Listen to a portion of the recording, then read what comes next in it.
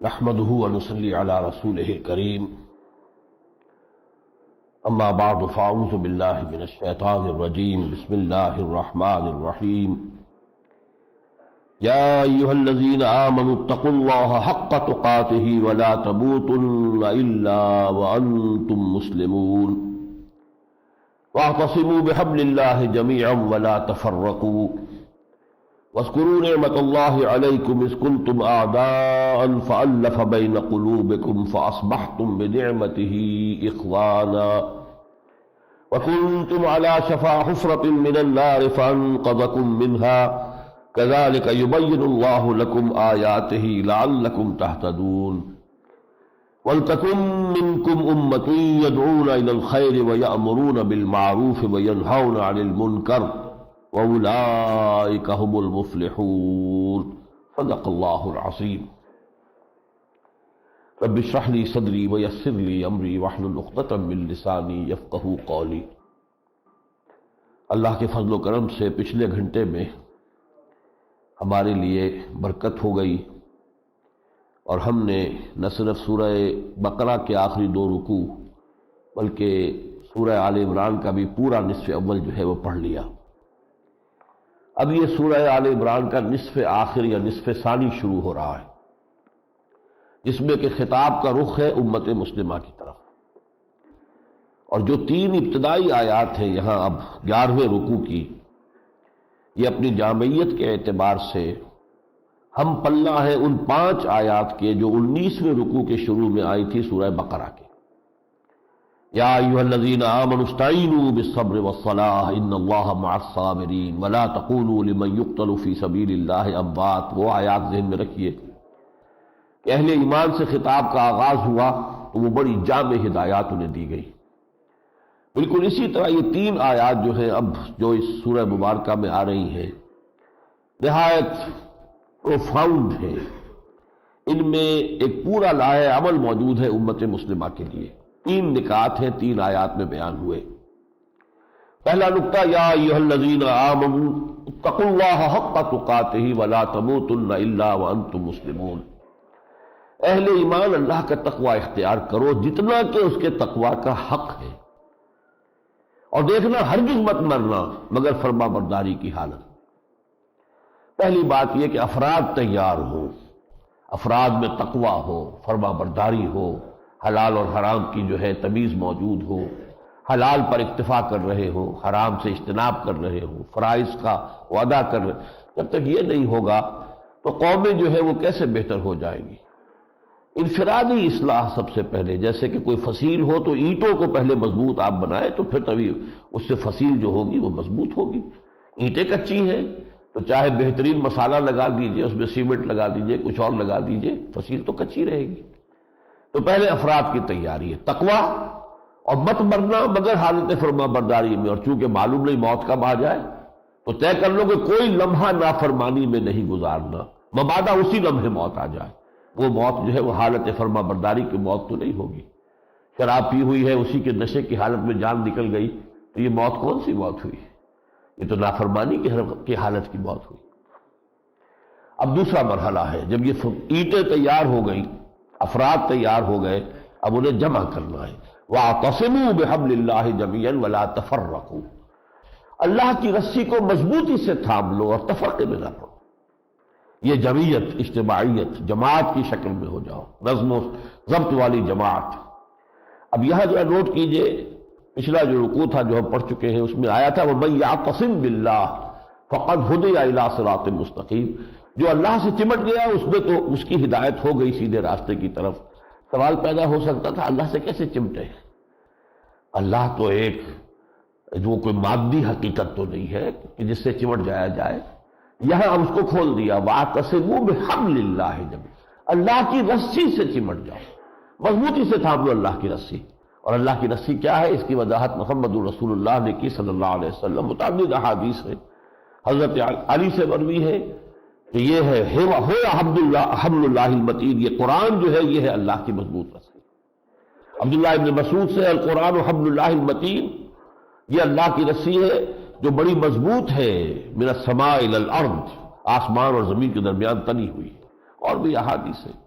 تو قرآن کے ساتھ جڑ جانا، تمسک بالقرآن، یہ گویا کہ مسلمانوں کی اجتماعیت کا ذریعہ بنے گا۔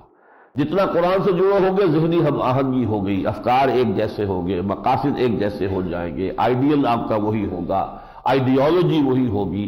اور ظاہر بات ہے کہ یہ انسانوں کو جمع کرنے کے لیے ضروری ہے پہلے نظریات اور خیالات اور مقاصد کی ہم آہنگی ہو، تبھی کوئی اتحاد جو ہے پائیدار ہو سکتا ہے، ورنہ کوئی مصنوعی اتحاد جتنے بنتے رہے ہمارے ہاں آپ کو معلوم ہے ان کا جو حشر ہوتا ہے وہ تو سب کے سامنے ہے۔ وَاعْتَصِمُوا بِحَبْلِ اللَّهِ جَمِيعًا وَلَا تَفَرَّقُوا۔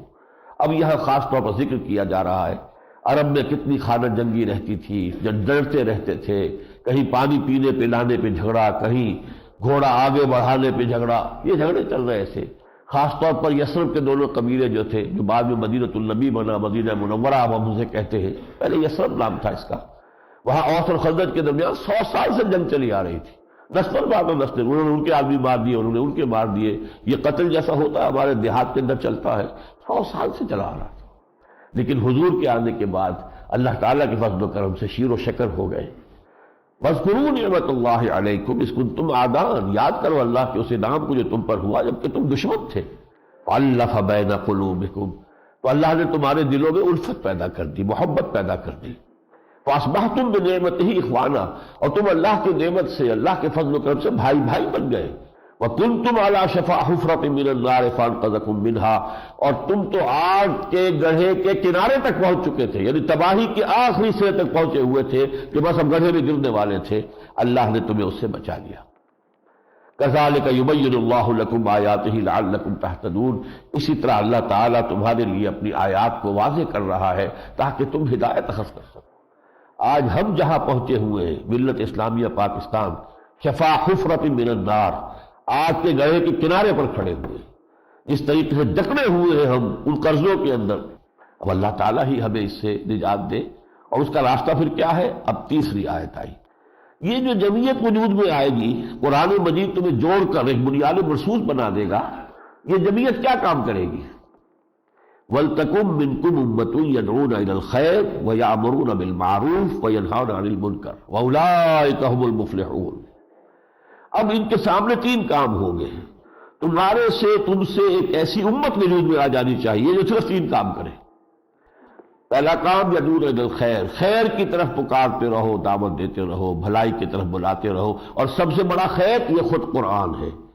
سورہ یونس میں ہم پڑھیں گے ہوا خیر مما یجمعون، یہ قرآن ان تمام نعمتوں اور دولتوں سے بڑھ کر قیمتی شے ہے جو دنیا میں لوگ جمع کرتے ہیں۔ تو اس خیر قرآن کی طرف دعوت دو، دعوت رجوع القرآن۔ وَيَأْمُرُونَ بِالْمَعْرُوفِ، نیکی کا حکم دو، وَيَنْهَوْنَ عَنِ الْمُنكَرِ، اور بدی سے روکو۔ یہ تین کام کرنے ہیں، دعوت الخیر، امر بالمعروف، نہی عن المنکر، وَأُولَٰئِكَ هُمُ الْمُفْلِحُونَ۔ فلاح پانے والے صرف یہی لوگ ہوں گے۔ نام کے مسلمان ہیں، مسلمانوں کے گھر میں پیدا ہو گئے، امت مسلمہ میں ہے، امت محمد میں، ان کے لیے فلاح نہیں ہے جب تک کہ یہ کام نہیں کر رہے ہوں۔ یہ کلام اللہ ہے، یہ شاعری نہیں ہے۔ اولئک هم المفلحون، یہ حسر کا اسلوب، فلاح صرف ان کے لیے ہے، اس کے بغیر فلاح کی امید رکھنا تلک امانیہم، یہ ہماری خواہشات ہیں جن کو ہم نے عقیدوں کی شکل دے دی ہے۔ قل ہاتوا برہانکم ان کنتم صادقین۔ اس کے بعد یہ اگلے رکوع میں پھر جو آیت آئی ہے بڑے بھرپور انداز میں اسی مضمون کی مزید وضاحت کرتے ہوئے، کنتم خیر امۃ اخرجت للناس۔ اب گویا اللہ سند دے رہا ہے، اے مسلمانوں اب تم اس امت کی شکل اختیار کر چکے ہو جسے لوگوں کے لیے نکالا گیا ہے۔ جیسے اللہ نبی بھیجتا تھا لوگوں کی ہدایت کے لیے، رسول بھیجتا تھا، اب تم کوالیفائی کر رہے ہو، تم اس مقام پر پہنچ گئے ہو کہ تمہیں بحیثیت مجموعی رسالت کا فریضہ سونپا جا رہا ہے۔ اب نبی کوئی نہیں آئے گا، شخص رسول کوئی نہیں آئے گا، لیکن اس قرآن کی رسالت، اس کو پہنچانا، اس کا پھیلانا، دعوت الی الخیر، امر بالمعروف نہی عن المنکر، یہ کام تمہیں کرنا ہے پوری نوع انسانی کے لیے۔ کنتم خیر امۃ اخرجت للناس، اور کیجئے دنیا کی دوسری قومیں اپنے لیے جیتی ہیں، اپنے لیے کوشش کرتی ہیں ہماری بہبود ہو جائے، ہماری عزت ہو، ہمارا اقتدار ہو، ہماری قوت ہو، یہ لیکن مسلمان کس لیے؟ ہم تو جیتے ہیں کہ دنیا میں تیرا نام رہے، کہیں ممکن ہے کہ ساقی نہ رہے جام رہے، ہمارا تو یہ جام ہے، جام ہدایت ہے قرآن مجید ہمارے ہاتھ میں. ہماری زندگیوں کا مقصد یہ ہے کہ اس جام کو لے کر گردش کریں پوری نوع انسانی میں، اور یہ جام ہدایت جو ہے اس سے نوع انسانی کو سیراب کریں. کنتم خیر امۃ اخرجت للناس تأمرون بالمعروف وتنہون عن المنکر وتؤمنون باللہ. تمہارا کام تو ہے کہ نیکی کا حکم دو، بدی سے روکو، اور اللہ پر ایمان پختہ رکھو. اللہم وفقنا لہذا، اے اللہ ہمیں اس کی توفیق عطا فرما. اللہم ربنا اجعلنا منہم، اے اللہ ہمیں ایسی ہی جماعت بننے کی توفیق عطا فرما. اس آیت کو رکھیے سورہ بقرہ کی اس آیت کے پیرلل. وَكَذَلِكَ جَعَلْنَاكُمْ أُمَّةً وَسَطًا لِتَكُونُوا شُهَدَاءَ عَلَى النَّاسِ وَيَكُونَ الرَّسُولُ عَلَيْكُمْ شَهِيدًا. اسی طرح ہم نے تمہیں درمیانی امت بنا دیا ہے کہ ہمارے رسول گواہ ہو جائے تم پر، اور تم گواہی دو پوری نوع انسانی پر، جس کی وضاحت میں کل کر چکا ہوں. اب یہاں پر وہی مضمون دوسرے انداز میں تمہیں برپا کیا گیا ہے، نکالا گیا ہے نوع انسانی کے لیے، ان کی بھلائی کے لیے، ان کی خیر خواہی کے لیے، ان کی آخرت کو بنانے کے لیے. تمہارا کام تو یہ ہے کہ تم خیر کی دعوت دو اور نیکی کا حکم دو اور بدی سے روکو.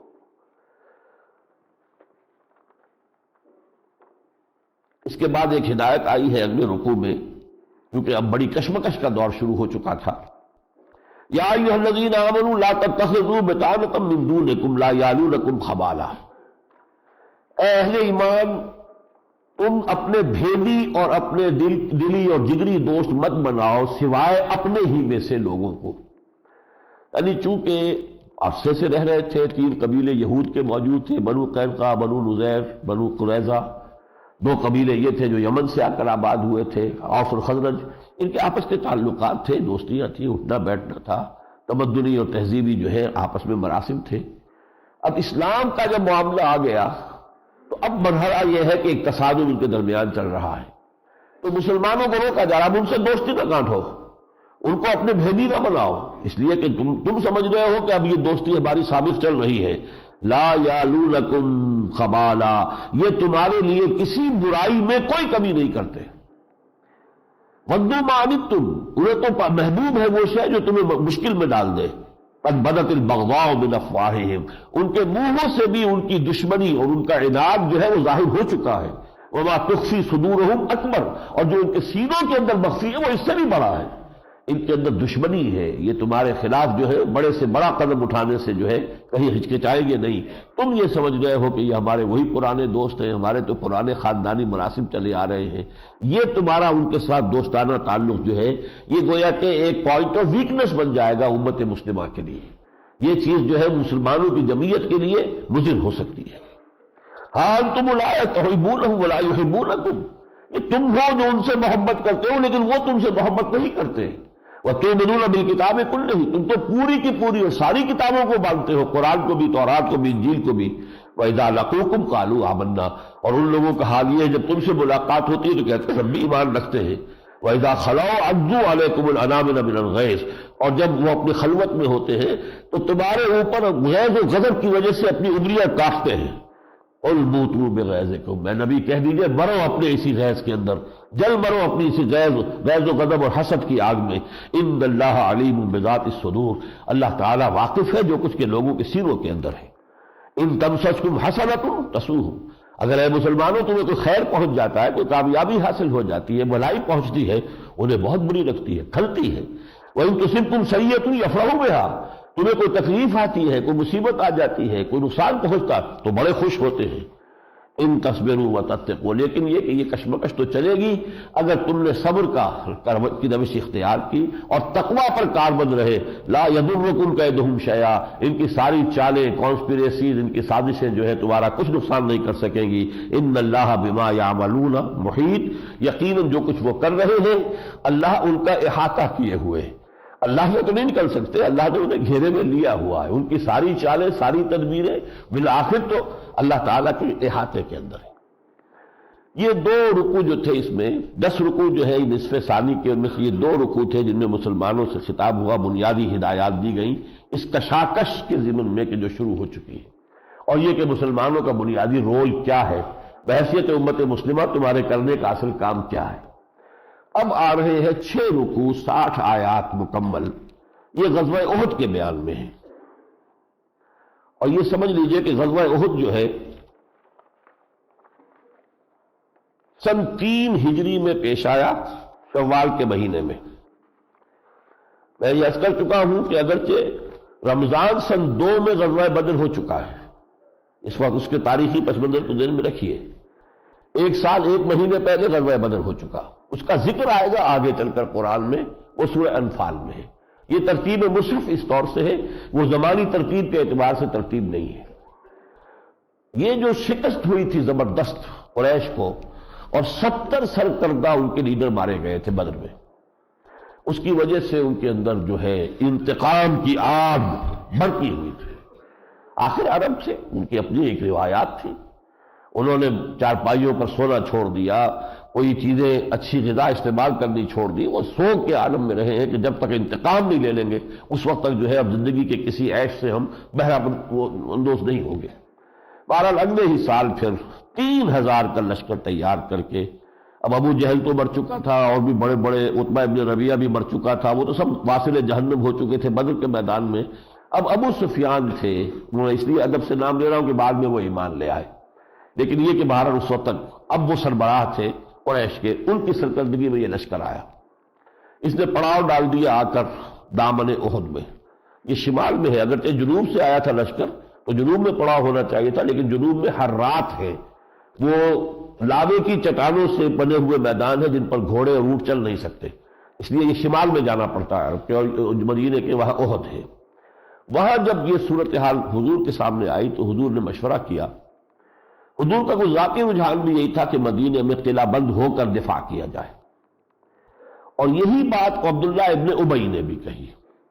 اب یہ اتفاق کی بات ہے، عبداللہ ابن ابی جو منافقین کا سردار تھا، بات اس کی بھی وہی تھی، نیتیں مختلف ہوتی ہیں، بات ایک ہو سکتی ہے، لیکن یہ کہ جب عام مسلمانوں کے سامنے معاملہ رکھا تو انہوں نے کہا، جوش و خروش کا مظاہرہ کیا کہ ہم اس طرح عورتوں کی طرح بند ہو کر اور مقابلہ کریں، ہمیں تو کھل کر میدان میں مقابلہ کرنا ہے، ہمیں شہادت چاہیے، شہادت ہے مطلوب و مقصود مومن، نہ مال غنیمت نہ کشور کشائی، تو ہم تو میدان میں چل کر لڑیں گے۔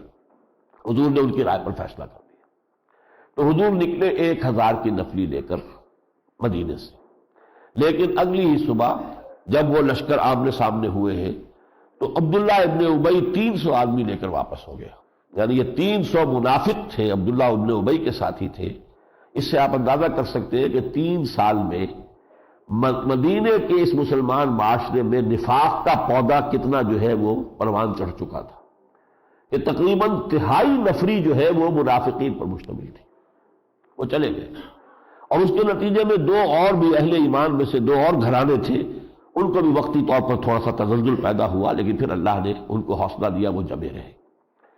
اللہ کا وعدہ تھا، جیسے بدر کا وعدہ تھا کہ اللہ تمہیں فتح دے گا، اس میں بھی تھا کہ فرشتے ہم بھیجیں گے، لہذا تھوڑی سی جنگ کے بعد ہی مسلمانوں کو فتح ہو گئی، اور یہ لشکر جو ہے حالانکہ 1 اور 4 کی نسبت ہے، اب ادھر 700 ہے ادھر 3000 ہے، تو گویا کہ 1 اور 4 سے بھی زیادہ کا معاملہ ہے، 7 چوکے تو 2800 ہوتے ہیں، وہ ہے 3000۔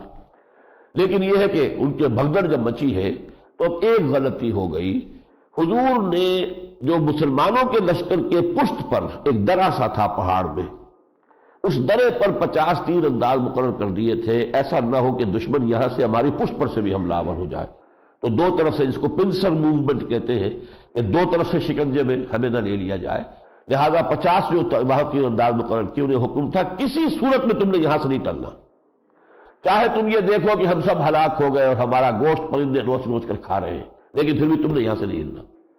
ہوا یہ کہ جب انہوں نے دیکھا یہ تو فتح ہو گئی، اب اختلاف ہو گیا، جو ان کے کمانڈر تھے وہ ڈٹے رہے کہ نہیں ہٹنا یہاں سے، بھگ مت جاؤ، لیکن لوگوں نے کہا، تعویل کر لی اپنے طور پر، حضور نے تو شکست کی صورت میں کہا تھا یہ تو فتح ہو گئی ہے، لہذا چلو ہم بھی مال غنیمت جمع کرنے میں اب ہم بھی لگ جاتے ہیں۔ خالد ابن ولید تھے اس میں کفار کے لشکر کے جو کیولری کے انچارج تھے، گھڑ سوار جو تھے، ان کا رسالے کے افسر خالد ابن ولید، اب وہ بھی بعد میں ایمان لے آئے ہیں، سیف اللہ، اللہ نے ان کو خطاب دیا ہے۔ اس وقت صورت یہی تھی، کفار کی طرف سے آئے تھے، ان کی عقابی نگاہ تھی، اس نے دیکھ لیا کہ اب وہ درہ خالی ہے، تو ادھر تو ہمیں شکست ہو گئی ہے پیچھے سے، انہوں نے پورے پہاڑ کا احد کا چکر لگایا اپنے اس رسالے کے ساتھ، 100 گھوڑوں کی جو بھی نفری ان کے پاس تھی، اور پشت پر سے جو حملہ آور ہوئے ہیں، تل پٹ ہو گیا معاملہ۔ پھر یہ ہے کہ مسلمانوں کے 70 افراد شہید ہو گئے، حضرت حمزہ شہید ہو گئے، مصعب بن عمیر شہید ہو گئے، حضور شدید زخمی ہوئے، دندان مبارک شہید ہوئے، حضور پر غشی طاری ہوئی، اتنا خون بہہ گیا۔ پھر یہ کہ لڑکا چاروں طرف سے تھا کہ کس طرح حضور کو ختم کر دیا جائے، افواہ بھی اڑ گئی کہ حضور کا انتقال ہو چکا۔ چنانچہ ایک مرحلے پر حضرت عمر تلوار چھوڑ کر بیٹھ گئے کہ اب جب حضور کا انتقال ہو گیا تو اب کیا کہے کے لیے ہمیں لڑنا ہے۔ یہ کیفیت مسلمانوں پر جو آئی ہے ایک بہت بڑی جو سمجھیے آزمائش، بہت بڑی آزمائش، بہت بڑی آزمائش۔ لیکن اس کے بعد پھر یہ ہوا ہے کہ حضور نے پھر مسلمانوں کو حکم دیا کہ پہاڑ کے اوپر چڑھ جاؤ۔ تو جب کوہ احد پر چڑھ گئے تو اب یہ دامن میں فوج تھی، اگرچہ اس وقت بھی کچھ لوگوں نے کہا ابو سفیان سے کہ ہمیں پہاڑ کے اوپر چڑھ کر ان کو ختم کر دینا چاہیے، یہ تو بالکل ختم ہو چکے ہیں اس وقت، ہم آگے چلیں ان کا پیچھا کریں اور پہاڑ پر جا کر انہیں ختم کریں۔ ابو سفیان نے کہا نہیں، اب یہ اللہ کی طرف سے ہوتا ہے۔ اس نے کہا کہ اندیشہ ہے وہ اوپر ہیں، اوپر سے وہ پتھراؤ بھی کریں گے، یہ بھی کریں گے، یہ اس میں زیادہ ہمارا لاس ہو جائے گا، لہٰذا وہ چلے گئے۔ کوئی فیصلہ کل فتح انہیں حاصل نہیں ہوئی، لیکن مسلمانوں کو ایک بہت بڑا چرکا لگ گیا۔ اس کا نتیجہ کیا نکلا کہ وہ جو ساکھ بن گئی تھی غزوہ بدر کی فتح کہ 313 نہتے جو ہے انہوں نے 1000 مسلح لوگوں کو جو ہے شکست دے دی تھی اور اس کے پورے عرب کے اندر دھوم مچ گئی تھی، اب وہ ساکھ جو ہے وہ ایک دم وہ ڈگمگا گئی، اور اس کی وجہ سے جو مسلمانوں کے دل اور حوصلے بھی پست ہونے لگے۔ تو ان 6 رکوعوں میں آپ دیکھیں گے کہ کچھ واقعات کا بھی تذکرہ ہے، اس جنگ کے دوران جو واقعات پیش آئے ان آیات کو تو میں چھوڑوں گا، اتنا وقت ہمارے پاس نہیں ہے، لیکن ایک مین تھیم جو ہے کہ یہ آزمائش جو آتی ہے یہ کیوں آتی ہے؟ اے مسلمانوں تمہیں یہ شکست عارضی جو ہو گئی تھی کیوں ہو گئی تھی؟ اور پھر یہ کہ ہم یہ کر سکتے تھے کہ تمہاری غلطی کے باوجود ہم کنڈول کر دیتے، معاف کر دیتے اور کوئی تمہارے اوپر یہ سختی نہ آتی، لیکن ہم نے چاہا کہ تم اب اس آزمائش میں مبتلا ہو جاؤ۔ اس کی حکمت کیا ہے، اس کا فلسفہ کیا ہے؟ تو یہ مضامین ہے جو بنیادی طور پر ان رکوعوں کے اندر آئے ہیں۔ آغاز ہوتا ہے اس کا وَإِذْ غَدَوْتَ مِنْ أَهْلِكَ تُبَوِّئُ الْمُؤْمِنِينَ مَقَاعِدَ لِلْقِتَالِ۔ اے نبی ذرا یاد کیجئے اس وقت کو جب کہ آپ نکلے تھے اپنے گھر والوں کے پاس سے صبح کے وقت، اور آپ اہل ایمان کو مورچوں پر بٹھا رہے تھے، واللہ سمیع علیم، اور اللہ تعالیٰ سب کچھ سننے والا اور جاننے والا ہے۔ اس کے بعد جو ہے کہ لوگوں نے کہا اور اللہ تعالیٰ کی طرف سے بھی پھر یہ بشارت آ گئی کہ اللہ کے فرشتے آئیں گے اور مدد ہوگی۔ لیکن یہ کہ صورتحال جو ہے وہ میں نے تفصیل چونکہ آپ کو کسی قدر بتا دی ہے، حالت جو ہے وہ الٹ گئی۔ اس میں کہیں حضور صلی اللہ علیہ وسلم کی بھی زبان مبارک سے یہ الفاظ نکل گئے، جب آپ کے چہرہ مبارک پر وار پڑا ہے، دندان مبارک شہید ہوئے ہیں، اور یہ جو رخسار کی ہڈی ہے کیونکہ یہ اس کے اوپر وار پڑا تھا تو خون کا فوارہ چھوٹا ہے اور اتنا خون بہا ہے کہ آپ بے ہوش ہو گئے۔ اس وقت آپ کی زبان سے الفاظ نکل گئے کیف یہدی اللہ قوما خضبوا وجہ نبیہم بالدم، اللہ ایسی قوم کو کیسے ہدایت دے گا جس نے اپنے نبی کے چہرے کو خون سے رنگ دیا۔ یہ بات بھی اللہ کو پسند نہیں آئی۔ ذرا اندازہ کیجیے، العبد عبد وان ترقى، بندہ بندہ ہی ہے چاہے کتنا ہی بلند مقام ہو جائے، والرب رب وان تنزل، رب رب ہے، اس کی شان اپنی ہے۔ لہذا فرمایا لیس لک من الامر شیء او یتوب علیہم او یعذبہم فانہم ظالمون، اے نبی آپ کے ہاتھ میں کوئی اختیار نہیں ہے، یہ ہمارا پروگیٹو ہے، ہم چاہیں گے تو انہیں عذاب دیں گے، چاہیں تو ہم ان کے توبہ قبول کر لیں گے۔ آپ اندازہ کیجئے وہی خالد ابن ولید ہے اور اسی کو اللہ تعالیٰ حضور سے خطاب دلوا رہے ہیں، خالد سیف من سیوف اللہ، یہ اللہ کی تلواروں میں سے ایک تلوار ہے۔ تو دامن وہ جو طائف میں ہوا تھا حضور نے دعا نہیں کی تھی، کوئی بد دعا نہیں کی تھی، حالانکہ فرشتہ آ گیا تھا کہ آپ اگر کہیں اللہ تعالیٰ نے مجھے بھیجا ہے ملک الجبال پہاڑوں کا فرشتہ ان دونوں پہاڑوں کو ٹکرا دوں جس کے مابین یہ طائف کی بستی آباد ہے، نہیں فرمایا نہیں، ہرگز نہیں، کیا پتہ اللہ تعالیٰ ان کی اگلی نسلوں کو ایمان کی اسلام کی توفیق دے۔ یہاں یہ اس وقت جو بھی جذبات کی ایک کیفیت ہوئی، بہرحال بشریت سے خالی نہیں ہوتا نبی بھی، اور اگر کہیں کوئی خطا ہو جاتی ہے تو اللہ تعالیٰ فوراً اس کی اصلاح فرما دیتا ہے، یہی محفوظیت اور معصومیت ہے۔ تو فرمایا لیس لک من الامر شیء، آپ کا اختیار کوئی نہیں ہے، او یتوب علیہم او یعذبہم، اللہ تعالیٰ چاہے گا تو ان کی توبہ قبول کر لے گا، انہیں رجوع کرنے کی توفیق دے گا، چاہے گا تو عذاب دے گا، فإنہم ظالمون، اس لیے کہ ظاہر بات ہے کہ وہ ظالمین میں سے ہے، اس میں تو کوئی شک نہیں۔ اب وہ جو پسماندگی مسلمانوں پر طاری ہو گئی تھی، حوصلے پست ہوئے، بہت بڑا چرکا لگا تھا. آپ سمجھیے چھوٹی سی بستی مدینے کی، اس میں سے 70 افراد جو ہے وہ شہید ہو گئے. گھر گھر کوہرام مچا ہوا ہے اور عورتیں ماتم کر رہی ہیں. خود حضور کو جو صدمہ پہنچا اس کا تھوڑا سا اندازہ آپ اس سے کیجئے. حضرت حمزہ کی لاش جب سامنے لائی گئی ہے کہ ناک کٹی ہوئی ہے، کان کٹے ہوئے ہیں، پیٹ چاک کر کے کلیجہ چبایا ہوا ہے. اب حمزہ کون ہے؟ چچا بھی ہے، ساتھ کھیلے بھائی اور دودھ شریک بھائی بھی ہیں، خالہ زاد بھائی بھی ہیں، ساتھ کھیلے ہوئے ہمجولی بھی ہیں، اور ان کی لاش اس حالت میں آئی ہے. بہرحال وہ کوہ ہمالہ، صبر کا کوہ ہمالہ کہیے، اس وقت وہ اپنے جذبات کو قابو میں رکھا ہے. لیکن جب مدینے میں آئے ہیں اور انصار کے گھرانوں سے لوگوں کی، خواتین کے رونے کی آوازیں آ رہی تھی، تو آپ کی زبان سے بھی الفاظ نکل گئے، اما حمزہ فلا بواکی لہو، ہائے حمزہ کے لیے تو کوئی رونے والی بھی نہیں ہے. یہ کہ حمزہ تو مہاجرین میں سے ہے نا، اب یہاں رشتہ دار تو نہیں ہے ان کے. اگر کہیں حمزہ مکے میں ہوتا اور وہاں اس کا ساتھ یہ معاملہ ہوا ہوتا تو طوفان بچا ہوتا. عبد المطلب کا بیٹا حمزہ، اس کے ساتھ یہ معاملہ ہوا. لیکن یہ تو یہاں پہ تو صورتحال اور ہے. پر اس صورتحال میں اب اللہ تعالیٰ کی طرف سے مسلمانوں کی ہدایت و رہنمائی کے لیے پہلی بات فرمائی، وَلَا تَهِنُوا وَلَا تَحْزَنُوا وَأَنْتُمُ الْأَعْلَوْنَ إِن كُنتُم مُؤْمِنِينَ. مسلمانوں گھبراؤ نہیں، نہ سستی دکھاؤ، نہ غم کھاؤ، نہ کوئی کم ہمتی کا مظاہرہ کرو. ہمارا پختہ وعدہ ہے تم ہی غالب آؤ گے، تم ہی سربلند ہوگے اگر تم مومن ہوئے. یعنی یہ کہ یہ کچھ اونچ نیچ تو ہوتی ہے، تلک الایام نداولها بین الناس، بالآخر غلبہ تمہیں حاصل ہوگا، فتح تمہیں حاصل ہوگی. یہ ہمارا تم سے پختہ وعدہ ہے. ان یمسسکم قرح فقد مس القوم قرح مثلہ. دیکھو اگر آج تمہیں چرکا لگا ہے، زخم لگا ہے، تمہارے 70 شہید ہو گئے، تو تمہارے دشمنوں کو بھی تو ایسا ہی چرکا لگ چکا ہے. کیا ان کے 70 نہیں مارے گئے تھے بدر میں؟ لیکن انہوں نے تو جو ہے کم ہمتی کا ثبوت نہیں دیا، وہ تو دوبارہ کمر کس کے اور 3000 کا لشکر لے کر آ گئے. تو تم جو ہے اگر اپنا دل تھوڑا کر رہے ہو تو یہ تو معاملہ تمہارے لیے صحیح طرز عمل نہیں ہے. وَتِلْكَ الْأَيَّامُ نُدَاوِلُهَا بَيْنَ النَّاسِ. یہ دن ہے کہ جن کو ہم ذرا لوگوں کے مابین الٹ پھیر کرتے رہتے ہیں. اونچ نیچ جو ہے وہ کچھ ہم کرتے ہیں، اس میں بھی ہماری حکمت ہے. وَلِيَعْلَمَ اللَّهُ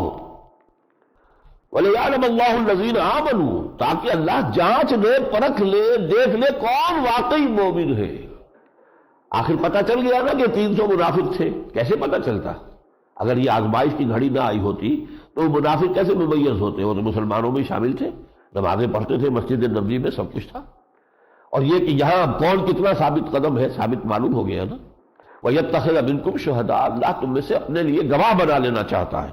وَاللَّهُ لَا يُحِبُّ الظَّالِمِينَ، اللہ ظالموں سے محبت نہیں کرتا. یہ نہ سمجھو کہ کفار سے اور مشرکین سے کوئی محبت ہے اسے، جس کی وجہ سے کہ اس نے عارضی طور پر ہی صحیح انہیں کوئی فتح دے دی ہے. وَلَيُمَحِّصَ اللَّهُ الَّذِينَ آمَنُوا، اللہ چاہتا اہل ایمان کو بالکل پاک کر دے. تمحیص کہتے ہیں کسی چیز کو چھانٹ کر علیحدہ کر دینا. بحث و تمحیص، آپ پہلے کریدتے ہیں زمین کو، پھر یہ کہ اس میں سے جو بھی کنکر نکلے ہیں پھر ان کو اپنے ایک خاص قسم کے کنکر آپ کو چاہیے تو پھر پھٹک کر ان کنکروں کو علیحدہ کرتے ہیں.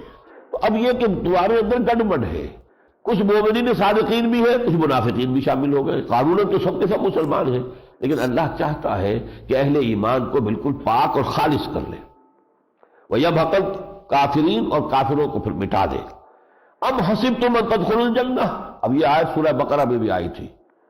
ام حسبتم ان تدخلوا الجنہ ولما یاتکم مثل الذین خلوا من قبلکم مستهم الباساء والضراء وزلزلوا حتى يقول الرسول والذین آمنوا معه متى نصر اللہ الا ان نصر اللہ قریب. اب یہاں پر بھی وہ آ گئی، ام حسبتم ان تدخلوا الجنہ، کیا تم نے سمجھا تھا کہ جنت میں داخلہ ہو جائے گا ٹھنڈے ٹھنڈے؟ وَلَمَّا يَعْلَمِ اللَّهُ الَّذِينَ جَاهَدُوا مِنكُمْ، ابھی تو اللہ نے دیکھا ہی نہیں ہے کہ تم میں سے کون واقعتاً جہاد کرنے والے ہیں. وَيَعْلَمَ الصَّابِرِينَ، ابھی اللہ نے پوری طرح امتحان لے کر نہیں دیکھا ہے کہ کون ہے حقیقت میں صبر کرنے والے. وَلَقَدْ كُنْتُمْ تَمَنَّوْنَ الْمَوْتَ مِنْ قَبْلِ أَنْ تَلْقَوْهُ، اس سے پہلے تو تم موت کی تمنائیں کیا کرتے تھے، شہادت کی موت کی آرزو کرتے تھے، اس سے پہلے کہ تم موت سے تمہاری ملاقات ہوتی. فقد رأیتموہ، اور تم نے اس موت کو بہت قریب سے دیکھ لیا ہے. وانتم تنظرون. وما محمد الا رسول، اور دیکھو محمد اس کے سوا کچھ نہیں کہ اللہ کے رسول ہے. قد خلت من قبلہ الرسل، ان سے پہلے بھی بہت سے رسول گزر چکے ہیں. افإن مات أو قتل انقلبتم على أعقابكم، تو کیا اگر وہ فوت ہو گئے یا قتل ہو گئے تو تم اپنی ایڑیوں کے بل واپس مڑ جاؤ گے؟ محمد نے تمہیں ہدایت کا راستہ دکھایا، تم ہدایت پر آ گئے، محمد کا فرض پورا ہو گیا۔ اب محمد کا انتقال تو ہونا ہی، ایک وقت تو آئے گا، تو کیا تم اس مشن کو چھوڑ دو گے؟ یہ گویا کہ روح سخن ہے اس واقعے پر کہ بہت سے لوگوں کے دل اس افواہ پر بیٹھ گئے تھے کہ حضور کا انتقال ہو گیا، یہاں تک کہ حضرت عمر جیسا شخص جو ہے تلوار پھینک کر بیٹھ گیا۔ وما محمد الا رسول قد خلت من قبله الرسل افإن مات أو قتل انقلبتم على أعقابكم ومن ينقلب على عقبيه فلن يضر الله شيئا، جو کوئی اپنی ایڑی کے بل لوٹ جائے گا وہ اللہ کا کوئی نقصان نہیں کرے گا۔ وسيجزي الله الشاكرين، اللہ تعالیٰ بدلہ دے گا اپنے شکر گزار بندوں کو۔ وما كان لنفس ان تموت الا باذن الله كتابا مؤجلا، اور کسی جان پر موت وارد نہیں ہو سکتی مگر اللہ کے اذن سے، اور ہر ایک کی موت کا وقت معین ہے، لکھا ہوا ہے۔ وَمَن يُرِدْ ثَوَابَ الدُّنْيَا نُؤْتِهِ مِنْهَا، اب جو کوئی دنیا کو چاہتا ہے ثواب، کوئی مال غنیمت کی طلب میں جو ہے وہ آیا ہوا ہے تو اسے وہی کچھ ملے گا۔ وَمَن يُرِدْ ثَوَابَ الْآخِرَةِ نُؤْتِهِ مِنْهَا، اور جو واقعتاً آخرت کا ثواب چاہتا ہے، وہاں کا اجر چاہتا ہے، ہمیں اس میں سے ان کو دیں گے۔ وَسَنَجْزِي الشَّاكِرِينَ، اور ہم شکر کرنے والوں کو بدلہ دیں گے۔ وَكَأَيٍّ مِّن نَّبِيٍّ قَاتَلَ مَعَهُ رِبِّيُّونَ كَثِيرٌ، اور کتنے ہی نبی ایسے گزرے ہیں جن کے ساتھ ہو کر اللہ والوں نے جنگ کی ہے۔ تم پہلے ہی تو نہیں ہو، محمد کوئی نئے نبی نئے نویلے رسول نہیں ہے، ما کنت بدعا من الرسل، ان سے پہلے آ چکے۔ اگر 313 رسول ہے تو 312 تو آ چکے حضور سے پہلے۔ بعض روایات میں آیا رسولوں کی تعداد 313 ہے، نبیوں کی تعداد 1.25 لاکھ ہے۔ تو اس حوالے سے کتنے ہی نبی آئے، کتنے رسول آئے، اور اس سے پہلے بھی حق و باطل کے مارکے ہوتے رہے۔ تو یہ لیکن جو ان کے ساتھ تھے، انہوں نے نبی کے ساتھ جب ہو کر جنگ کی اللہ کے راہ میں، فما وہنوا لما اصابہم، تو جو تکلیفیں بھی ان پر آئیں اس پر انہوں نے ہمت نہیں ہاری۔ لما اصابہم فی سبیل اللہ، اللہ کی راہ میں جو تکلیف بھی ان پر آئی، وما ضعفوا، نہ وہ سست ہوئے، وما استکانوا، اور نہ انہوں نے ہمت ہاری۔ واللہ یحب الصابرین، واللہ یحب الصابرین، اللہ تو صبر کرنے والوں سے محبت کرتا ہے۔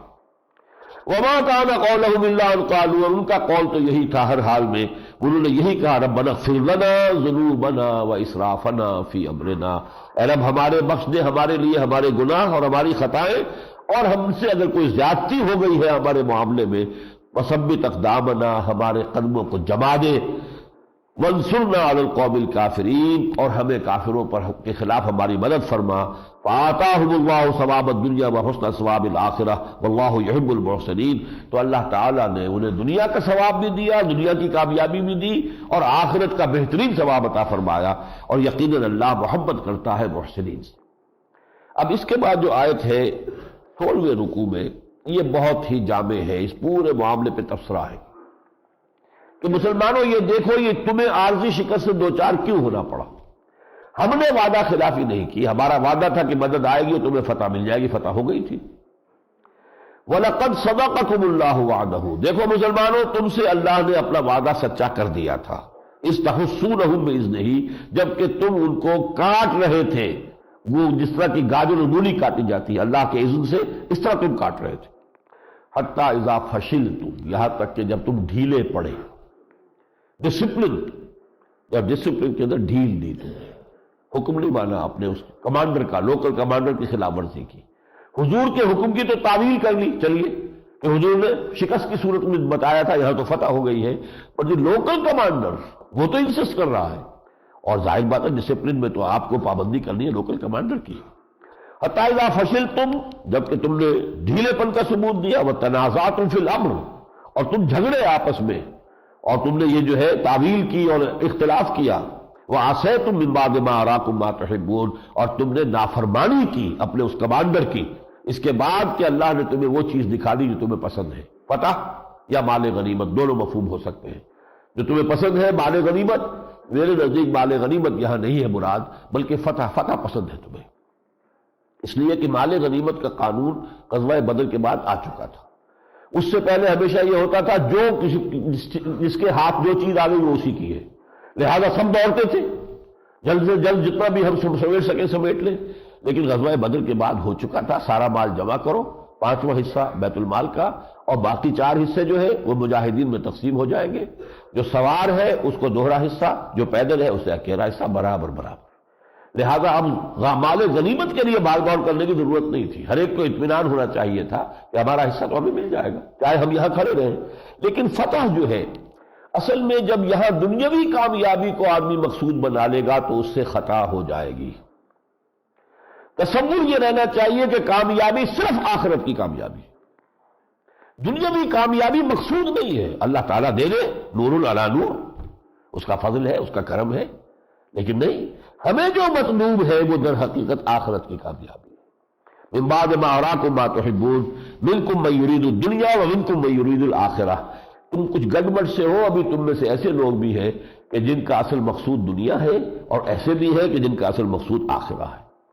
ثم صرفکم عنہم لیبتلیکم.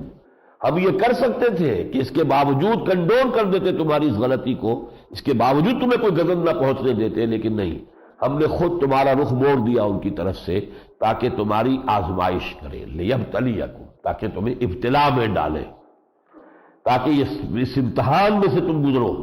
ورنہ یہ کہ آج کنڈول کر دیں گے، یہ کمزوری تو جو کی تو رہے گی. آج تمہیں سبق مل رہا ہے کہ نظم کی اگر تم نے خلاف ورزی کی ہے تو یہ نتیجہ نکلا ہے، تو آئندہ جو ہے تم اپنے نظم کو، ڈسپلن کو، سم و طاعت کے نظام کو مضبوط رکھو گے. تو یہ تمہاری تربیت کا لیکن یہ لازمی تھا کہ یہ چرکا تمہیں لگتا. وَلَقَدْ عَفَا عَنْكُمْ، جو خطا تم سے ہوئی اللہ معاف کر چکا ہے. وَاللَّهُ ذُو فَضْلٍ عَلَى الْمُؤْمِنِينَ، اور اللہ تعالیٰ جو ہے اہل ایمان پر بہت بڑا فضل کرنے والا ہے. یہی بات آگے چل کر کہی جا رہی ہے. وَلِيَبْتَلِيَ اللَّهُ مَا فِي صُدُورِكُمْ، اللہ چاہتا ہے کہ تمہارے سینوں میں جو کچھ ہے اس کو جانچ لے. کتنا ایمان ہے، کتنا کھوٹ ہے، کتنا زر خالص ہے، کتنا ایمان ہے، کتنا نفاق ہے، کتنی دنیا کی محبت ہے، کتنی آخرت کی محبت ہے، کتنی اپنے رشتہ داروں اور دوستوں کی محبت ہے، کتنی اللہ اور اس کے رسول اور اہل ایمان کی محبت ہے. اللہ جو ہے ان آزمائشوں کی بھٹیوں میں سے گزار کر اور تمہارا جو ہے پوری طریقے سے حساب لے لینا چاہتا ہے. وَلِيُمَحِّصَ مَا فِي قُلُوبِكُمْ، اور جو کچھ تمہارے دلوں میں ہے اسے پاک کر لینا چاہتا ہے. وَاللَّهُ عَلِيمٌ بِذَاتِ الصُّدُورِ، اور یقیناً اللہ تعالیٰ تمہارے سینوں میں جو کچھ ہے اس سے واقف ہے، لیکن ظاہر کر دینا چاہتا ہے، سب کو معلوم ہو جائے کہ کون کیا ہے، ہو از ہو، یہ معلوم ہو جانا چاہیے. 17ویں رکوع میں اب حضور کی دو شانوں کا بیان آیا ہے بہت ہی عمدگی کے ساتھ. اور اس میں شان عمارت جو ہے یوں سمجھیے، کیونکہ حضور اللہ کے رسول بھی تھے، لیکن اس وقت سپہ سالار بھی تو حضور ہی تھے نا. مکے میں حاکم کون تھے؟ حضور تھے صلی اللہ علیہ وسلم. قاضی القضات کون تھے؟ حضور تھے صلی اللہ علیہ وسلم. امام کون تھے؟ خطیب کون تھے؟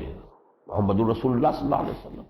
تو یہاں جو عمارت کا منصب ہے جو حضور کو حاصل تھا، مسلمانوں کی عمارت، ایک امیر میں کیا صفات ہونے چاہیے؟ اس لیے کہ یہ کام تو آگے بھی ہونا ہے، اللہ کے دین کے لیے جہاد ہونے ہیں، اللہ کے دین کے لیے جماعتیں بنیں گی، تو انہیں دیکھنا چاہیے کہ امیر کے اندر کیا اوصاف ہونے چاہیے. وہ حضور کا وہ نقشہ بیان کیا جا رہا ہے جو ہمارے لیے ہمیشہ کے لیے رہنمائی بن جائے گا.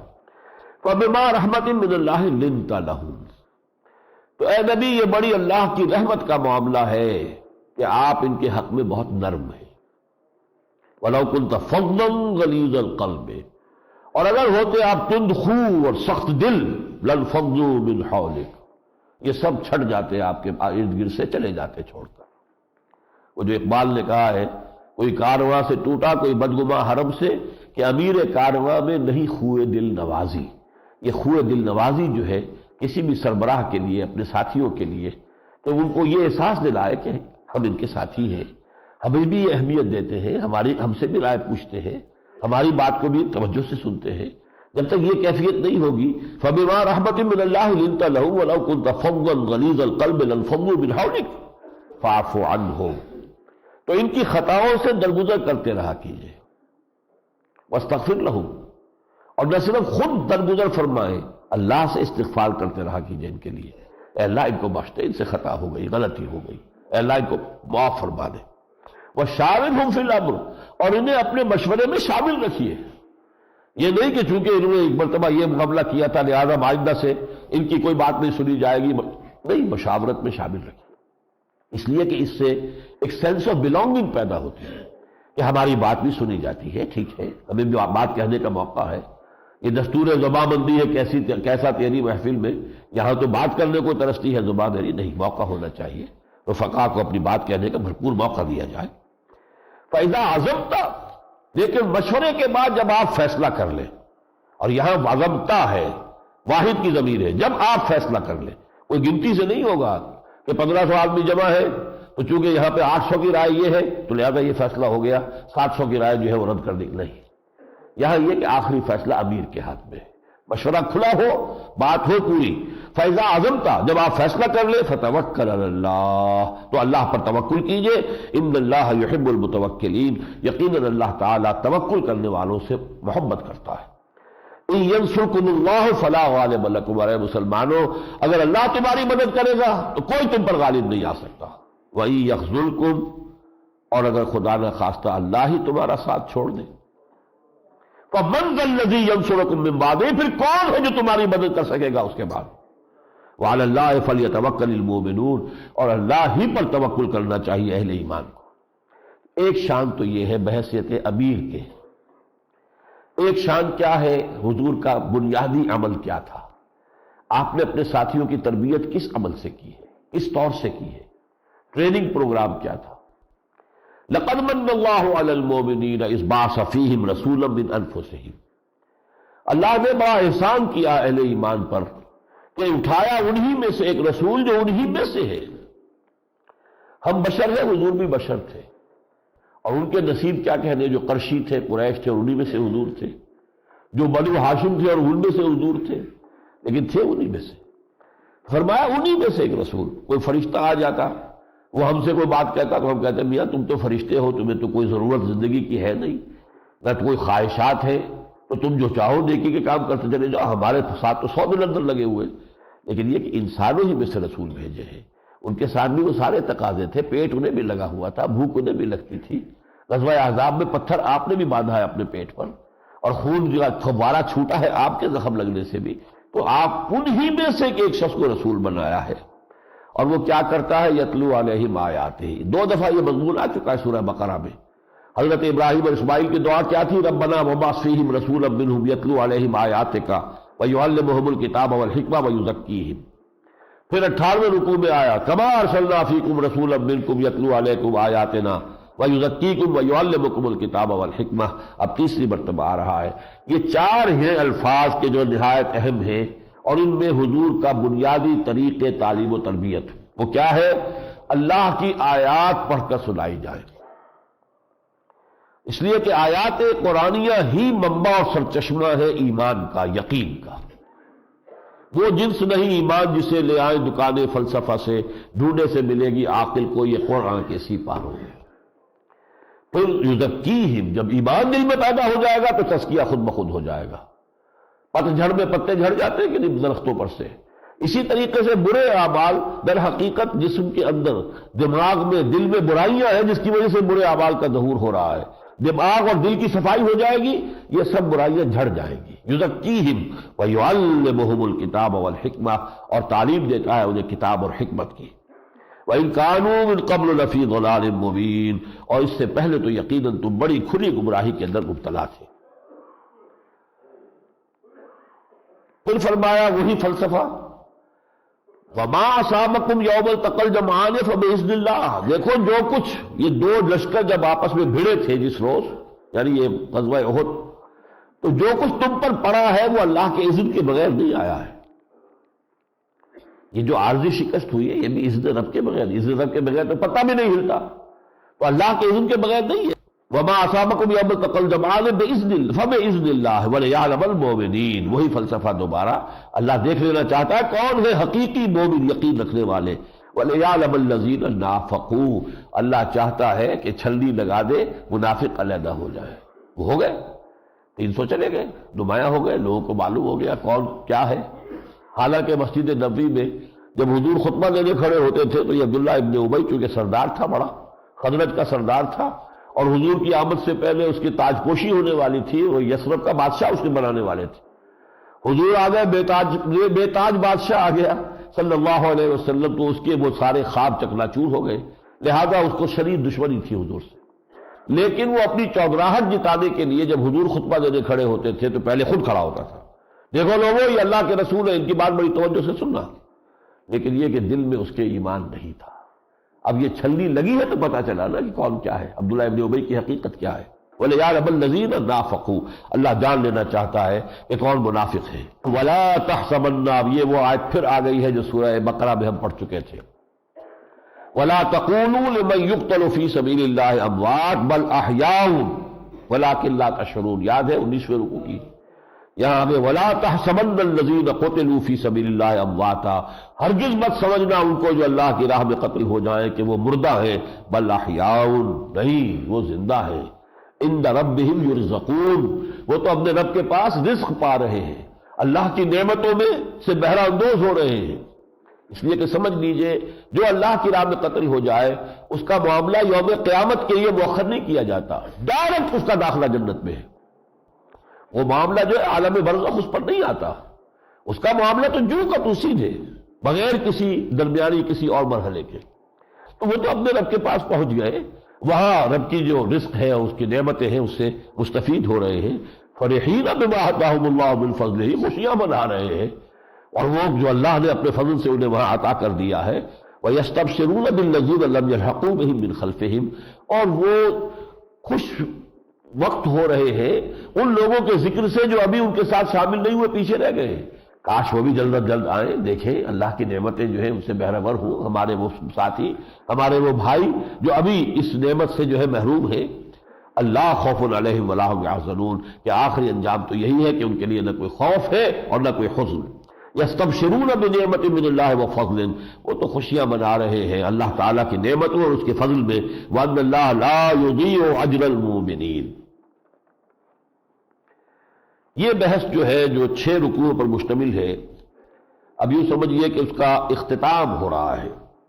ولا يحسبن الذين كفروا انما نملي لهم خير لانفسهم، ہرگز نہ سمجھے یہ کافر کہ جو ڈھیل ہم انہیں دے رہے ہیں تو یہ ان کے حق میں بہتر ہے۔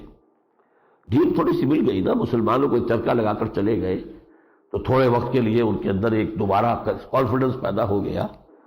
انما نملی لہم، ہم ان کو یہ ڈھیل اس لیے دے رہے لیزدادوا اثما، کہ اور گناہ جمع کر لیں اور وہ بڑے سے بڑے عذاب کے مستحق بنتے چلے جائیں۔ یہ ڈھیل ان کے لیے خیر نہیں ہے، ان کے لیے شر ہے۔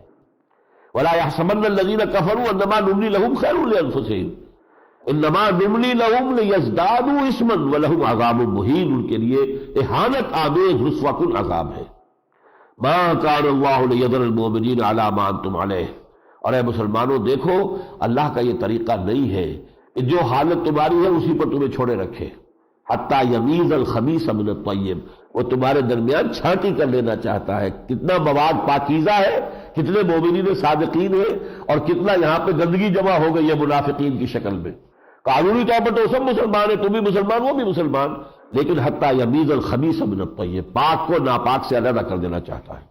وما كان الله ليطلعكم على الغیب، اور یہ اللہ کا طریقہ نہیں ہے کہ تمہیں غیب پر مطلع کر دے، نبی کو تو کرتا ہے، نبی کو تو معلوم تھا کہ کس کے دل میں نفاق ہے، لیکن یہ کہ یہ علم غیب اللہ اپنے نبی کو دیتا ہے۔ ولكن اللہ یجتبی من رسلہ من یشاء، اپنے رسولوں میں سے جس کو چاہتا ہے اس کا علم دے دیتا ہے، غیب کا جتنا علم چاہتا ہے رسولوں کو دیتا ہے، لیکن عام لوگوں کو نہیں دے سکتا۔ تمہیں کیسے معلوم ہوتا یہ منافق ہے اگر یہ امتحان نہ ہوتا اور آزمائش نہ ہوتی؟ فآمنوا باللہ ورسلہ، پس ایمان لاؤ اللہ پر اور اس کے رسولوں پر۔ وإن تؤمنوا وتتقوا، پھر اگر تم ایمان پر قائم رہو گے، تقوی پر قائم رہو گے، فلکم اجر عظیم، تمہارے لیے بہت بڑا اجر ہوگا۔ ولا يحسبن الذين يبخلون بما آتاهم الله من فضله هو خيرا لهم، اور وہ لوگ کہ جو بخل کر رہے ہیں اس مال کے بارے میں جو اللہ نے ان کو دیا ہے، وہ یہ نہ سمجھے کہ یہ ان کے لیے خیر ہے، کیونکہ جنگ ہوئی تھی، اس کے لیے ساز و سامان اسلحہ، اس کے لیے انفاق کی بھی ضرورت تھی، لہذا ایک جو ہے ادھر بھی اشارہ کر دیا گیا کہ جن لوگوں نے اس موقع پر بخل سے کام لیا اور اپنی جو ہے وہ جیبیں جو ہے وہ بند رکھی یا اپنی تجوریوں کے دروازے جو ہے وہ قفل رکھے، وہ یہ نہ سمجھے کہ مال ہمارے پاس ہے تو یہ ہمارے خیر کے لیے، بل ہوا شر لہم، یہی مال ان کے لیے عذاب کا ذریعہ بنے گا۔ سیطوقون ما بخلوا به یوم القیامہ، جس مال میں انہوں نے بخل کیا تھا اس کا توق بنا کر ان کی گردنوں میں ڈالا جائے گا قیامت کے دن۔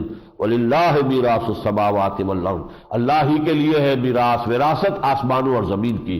وَاللَّهُ بِمَا تَعْمَلُونَ خَبِيرٌ، اور جو کچھ تم کر رہے ہو اللہ اس سے باخبر ہے۔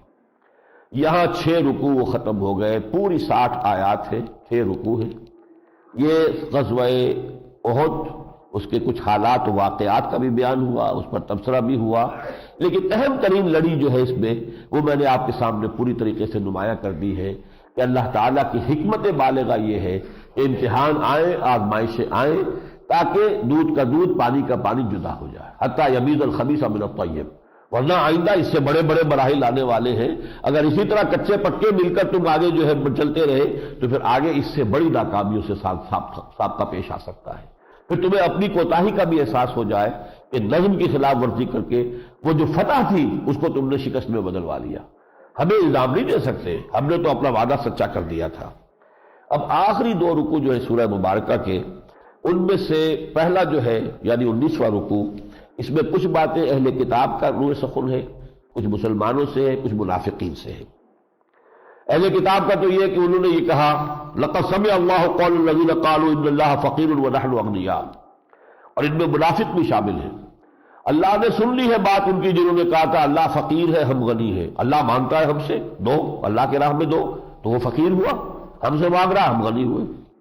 لہذا اللہ نے فرمایا سَنَكْتُبُ مَا قَالُوا، ہم لکھ لیں گے جو کچھ یہ کہہ رہے ہیں۔ اس میں بڑا غضب ہے، تو پھر جو اس کی پاداش ان کو بھگتنی پڑے گی اپنے اس قول کی اچھی طرح جان لیں۔ اسی طرح ایک یہود کی طرف سے یہ مطالبہ بھی تھا کہ ہم سے تو اللہ نے وعدہ کیا تھا کہ کسی نبی اور رسول کو نہ ماننا جب تک کہ وہ ایسی قربانی پیش نہ کرے کہ آگ اوپر سے اتر کر اس قربانی کو کھا جائے۔ یہ پرانے زمانے میں ایسا ہوتا بھی تھا بالفعل، لیکن یہ کہ اس کا جواب دیا گیا کہ تمہارے پاس اس سے پہلے رسول آتے رہے جنہوں نے یہ ایسی نشانیاں بھی دکھائی، تم نے ان کا انکار کیوں کیا؟ در حقیقت تو تمہاری نیتوں کے اندر فساد ہے، لیکن اب اللہ تعالیٰ کا تو پختہ فیصلہ یہ سب جو سورہ انعام میں ہمارے سامنے آئے گا کہ ایسا حصی معجزہ ہم کوئی نہیں دکھائیں گے، بس ہمارا معجزہ یہ قرآن ہے، جسے حق کو پہچاننا ہو سمجھنا ہو اس قرآن سے سمجھے، نہیں تو دفع ہو۔ اللہ کو تمہاری ضرورت نہیں ہے، تمہیں اللہ کی ضرورت ہے۔ فرمایا کل نفس ذائقۃ الموت وانما توفون اجورکم یوم القیامہ، مرنا تو ہر ایک کو ہے، ہر جان کو موت کا مزہ چکھنا ہے، اور جو بھی تمہاری اجر ہے، ثواب ہے، بدلے ہیں، اجرتیں ہیں، تمہارے عمل کے جو حاصل ہے وہ بھرپور دے دیے جائیں گے تمہیں دنیا میں جو قیامت کے دن۔ اور یہاں پھر وہ اب آیت آ گئی ہے جو سورہ بقرہ کی تھی وَلَنَبْلُوَنَّكُمْ بِشَيْءٍ مِّنَ الْخَوْفِ وَالْجُوعِ وَنَقْصٍ مِّنَ الْأَمْوَالِ وَالْأَنفُسِ وَالثَّمَرَاتِ، یہاں ذرا یہ مجہول کے صیغے میں آئی لَتُبْلَوُنَّ فِي أَمْوَالِكُمْ وَأَنفُسِكُمْ، اے مسلمانوں تمہیں لازماً آزمایا جائے گا تمہارے مالوں میں بھی اور جانوں میں بھی، جانی نقصان بھی تمہیں ہوگا، تمہیں آزمائش آئے گی، مالی نقصان بھی ہوں گے۔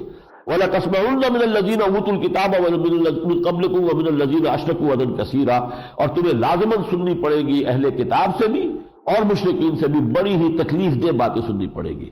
وَإِن تَصْبِرُوا وَتَتَّقُوا فَإِنَّ ذَلِكَ مِنْ عَزْمِ الْأُمُورِ، اور اگر تم صبر کا معاملہ کرو اور تقویٰ کے روش پر جمے رہو تو یقیناً یہ بڑے ہمت کے کاموں میں سے ہے۔ اب آخری رکوع جو ہے سورہ مبارکہ کا، اس کی جو عظمت ہے، اس کا جو خاص نقش میرے قلب پر قائم ہے، میں الفاظ میں ادا نہیں کر سکتا۔ اس کے نصف میں ایمان کا سنتھسس بیان ہوا ہے، وہ جو میں نے کل اور پرسوں بھی یہ الفاظ استعمال کیے، عقل سلیم اور فطرت سلیمہ درجہ بدرجہ خود بخود پہنچتی ہے بعض حقائق پر۔ پہلا درجہ کیا ہے؟ ان فی خلق السماوات والارض واختلاف اللیل والنہار لآیات لأولی الالباب، یقیناً آسمان اور زمین کی تخلیق میں اور رات اور دن کے الٹ پھیر میں نشانیاں ہیں ہوش مند لوگوں کے لیے۔ ان چیزوں کو دیکھ، آیت الآیات ہم سورہ بقرہ میں پڑھ چکے ہیں، اس میں کتنے فینومینا آف دی نیچر کو نشانیاں قرار دیا گیا۔ اچھا، اللہ کو پہچان لیا کہ کوئی خالق ہے، کوئی مالک ہے، کوئی مصور ہے جس نے یہ ساری تصویر کھینچی ہوئی ہے۔ اب دوسرا مرحلہ غور کرو، الذین یذکرون اللہ قیاما وقعودا وعلی جنوبہم ویتفکرون فی خلق السماوات والارض، جو اللہ کو یاد رکھتے ہیں کھڑے ہوئے بھی، بیٹھے ہوئے بھی، لیٹے ہوئے بھی، اور تفکر کرتے ہیں آسمان اور زمین کی تخلیق میں۔ یہ ہے ذکر اور فکر کا امتزاج، ذکر بھی ہے اور فکر بھی ہے۔ بدقسمتی سے ہمارے یہاں یہ ہو گیا کچھ لوگ ذکر ہی میں لگے ہوئے فکر سے خالی، اور کچھ وہ فکر ہے مفکر بنے پھرتے ہیں اور ذکر کی لذت سے آشنا نہیں۔ حالانکہ یہ گاڑی کے دو پہیے، ذکر و فکر، اختلاط ذکر و فکر، فقر قرآن اختلاط ذکر و فکر، یہ علامہ اقبال کا مصرع ہے۔ قرآن مجید کا سلوک کیا ہے؟ اختلاط ذکر و فکر، ذکر بھی ہے فکر بھی ہے۔ جب وہ فکر کرتے ہیں تو اس نتیجے پر پہنچتے ہیں ربنا ما خلقت ھذا باطلا، پروردگار تو نے یہ ساری کائنات بے مقصد تو پیدا نہیں کی، یہاں گھاس کا تنکا بھی نہیں ہے جس کا کوئی مقصد نہ ہو، پرپز لیس کوئی شے نہیں ہے۔ تو انسانی زندگی کا مقصد پھر کیا ہے؟ انسان میں جو خیر اور شر کی تمیز رکھی ہے اس کا پرپز کیا ہے؟ دنیا میں تو ہم دیکھ رہے ہیں کہ خیر کا نتیجہ الٹا نکلتا ہے، شر کا نتیجہ الٹا نکلتا ہے۔ عیاش عیش کر رہے ہیں وہ کہ جو بدماشیاں کر رہے ہیں اور خیانتیں کر رہے ہیں اور غبن کر رہے ہیں، ان کے عیش ہے، اور جو بیچارہ جو ہے وہ دیانت کے ساتھ کام کر رہا ہے اسے سوکھی روٹی بمشکل مل رہی ہے۔ تو گویا کہ ایک زندگی اور ہونی چاہیے، یہ زندگی اس اعتبار سے نامکمل ہے، اس میں گندم از گندم برویت جو سے جو کا معاملہ نہیں ہو رہا، لہذا ایک اور زندگی حیات اخروی ہونی چاہیے کہ جس میں ان کا بھرپور بدلہ مل جائے۔ ربنا ما خلقت ھذا باطلا سبحانک فقنا عذاب النار، تو پاک ہے اس سے کہ بیکار کسی شے کو پیدا کرے، تو پاک ہے اس سے، بس ہمیں آگ کے عذاب سے بچائیو۔ ربنا انک من تدخل النار فقد اخزیتہ، اے رب ہمارے جسے بھی تو آگ میں ڈال دے گا اسے تو نے رسوا کر دیا، وما للظالمین من انصار، اور ظالموں کا کوئی مددگار نہیں ہوگا۔ اب تیسرا ایمان آتا ہے، جو لوگ یہاں تک خود پہنچ گئے، جب کسی نبی کی آواز ان کے کان میں آتی ہے انہیں ایسے محسوس ہوتا ہے جیسے ان کے اپنے دل کی پکار ہے، ان کے لیے کوئی اجنبی بات تو نہیں، یہاں تک تو خود پہنچے ہوئے ہیں۔ ربنا اننا سمعنا منادیا ینادی للایمان ان آمنوا بربکم فآمنا، پروردگار ہم نے پکارنے والے کی پکار کو سنا کہ وہ ایمان کی ندا لگا رہا ہے کہ اپنے رب پر ایمان لاؤ، بس ہم ایمان لے آئے۔ ربنا فاغفر لنا ذنوبنا، تو اے رب ہمارے گناہوں کو بخش دے، وکفر عنا سیئاتنا، اور جو بھی ہمارے کردار اور دامن اخلاق میں کوئی دھبے ہیں داغ ہیں ان کو دھو دے، وتوفنا مع الابرار، ہمارا انجام کیجو نیک بندوں کے ساتھ، ربنا وآتنا ما وعدتنا علی رسولک، اور اے رب ہمیں وہ سب کچھ دیجو جس کا تو نے ہم سے وعدہ کیا اپنے رسولوں کے ذریعے سے، جنت کا وعدہ کیا ہے، نعمتوں کا وعدہ کیا ہے، ولا تخزنا یوم القیامہ، قیامت کے دن ہمیں رسوا نہ کیجو، انک لا تخلف المیعاد، یقیناً تو اپنے وعدے کی خلاف ورزی کرنے والا نہیں ہے۔ ہمیں اندیشہ ہے تو یہ کہ ہم اس وعدوں کا مصداق بن سکیں گے کہ نہیں بن سکیں گے۔ اس کے بعد کی ایک آیت جو ہے کہ جو یہ لوگ اس طور سے ایمان لاتے ہیں، جو اولو الالباب ہیں، ہوش مند ہیں، غور و فکر کر کے شعوری طور پر ایمان لاتے ہیں، پھر ان کی زندگی کا نقشہ کیا ہوتا ہے؟ ان کا تن من دھن اللہ کے لیے ہو جاتا ہے۔ فاستجاب لهم ربهم، تو اللہ نے ان کی دعا کو قبول فرمایا، انی لا اضیع عمل عامل منکم من ذکر و انثی، میں کسی بھی عمل کرنے والے کے عمل کو ضائع کرنے والا نہیں ہوں، خواہ وہ مرد ہو خواہ عورت، بعضکم من بعض، تم سب ایک دوسرے میں سے ہی ہو، ایک ہی باپ کے بیٹے بھی ہیں بیٹیاں بھی ہیں، اور ایک ہی ماں کے بطن سے ولادت بیٹوں کی بھی اور بیٹیوں کی بھی۔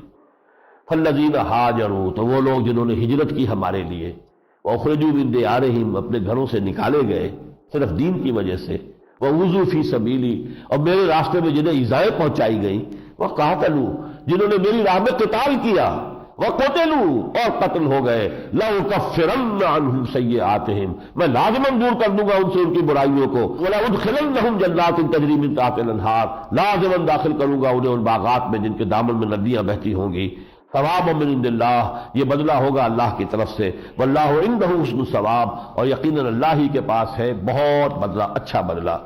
آخری آیت بڑی جامع، یا ایھا الذین آمنوا اصبروا وصابروا ورابطوا واتقوا اللہ لعلکم تفلحون، اہل ایمان صبر کا مظاہرہ کرو، صبر میں اپنے دشمنوں کو شکست دو، وہ بھی تو صبر کر رہے ہیں، انہوں نے بھی زک اٹھائی اور پھر آگے دوبارہ لڑنے کے لیے، تمہارا صبر ان سے بڑھ کر ہونا چاہیے، ورابطوا، مربوط رہو، جڑے رہو، جمع رہو، جمعیت ہو تمہاری، واتقوا اللہ، اور اللہ کا تقوی اختیار کیے رکھو، لعلکم تفلحون، تاکہ تم فلاح پاؤ۔ بارک اللہ لی ولکم فی القرآن العظیم، ونفعنی وإیاکم بالآیات والذکر الحکیم۔